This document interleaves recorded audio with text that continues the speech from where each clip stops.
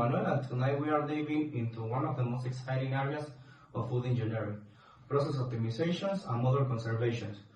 The demand for fresher, longer-lasting products challenge traditional methods like thermal processing.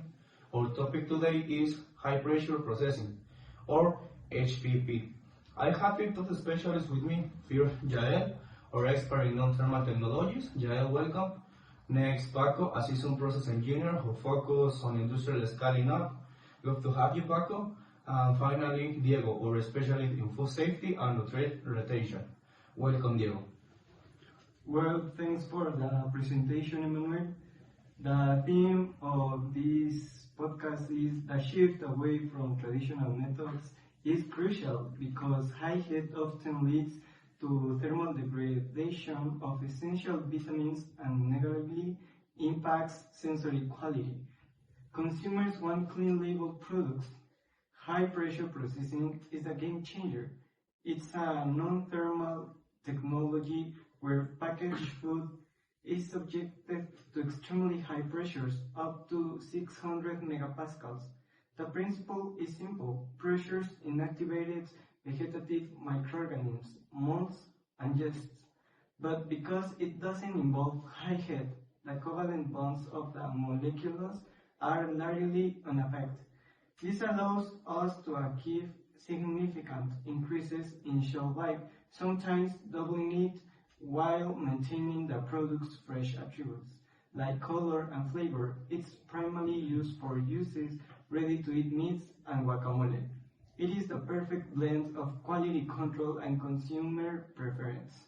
Oh, that's awesome, Jael. So it's safer and better tasting, but back on my concern and the industry's concern is well, can we make this process profitable on a massive scale? That's the $1 million question, Emmanuel. HPP equipment is expensive, so the challenge lies in scaling up the process efficiently. As a process engineer, I look at the throughput.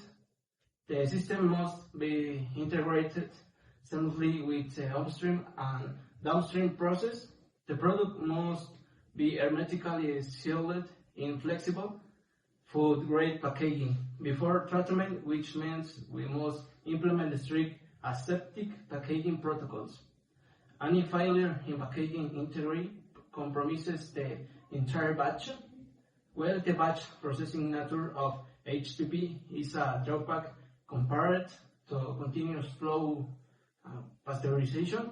Modern engineers are working on larger vessels and automation to minimize downtime. The return on investment invested comes from reduced recalls due to superior microbial load reduction and the premium price consumers are willing to pay for a better product. The key is maximum cycle time and process optimization at the plant level. Okay, great insight into engineering hurdles, Paco. Diego, Paco mentioned superior microbial reduction and how exactly those HPP compare to traditional head treatments regarding safety and more importantly, the nutritional value?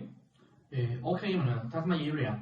From a food safety perspective, but HPP and pasteurization can achieve to necessary log reduction of pathogens like Listeria, E. coli. The difference is how they do it. Health-based methods rely on temperature to kill microbes, but these also destroy health-sensitive compounds, HPP and precious, which is generally better at preserving nutritional quality. This is called nutrient retention. Vitamins with C and B, for example, are retained at high levels in HPP-treated products. However, we must be careful.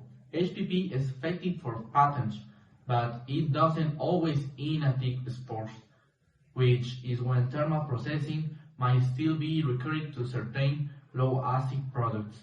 The food engineering change is fine to perfect pressure, time, temperature combination to maximize safety while preserving nutritional integrity. And in summary, HPP gives a powerful to enhance both safety and health benefits, aligning with modern consumer trends. That's right. Well, it's clear that the future of food preservation relies heavily on innovative techniques like HPP or high process. We have the skills, the science, the industrial challenge of scaling up, and the critical impact on nutrients. Thank you, Yael, Paco, and Diego for sharing your experience and clarifying how food engineering is transforming our food supply. And this has been incredible, insightful. For everyone at home, we hope this discussion has been giving you a taste for the complexity and brilliance behind your daily groceries. Join us next week on Food Future, and good night, everybody. Good night. Bye.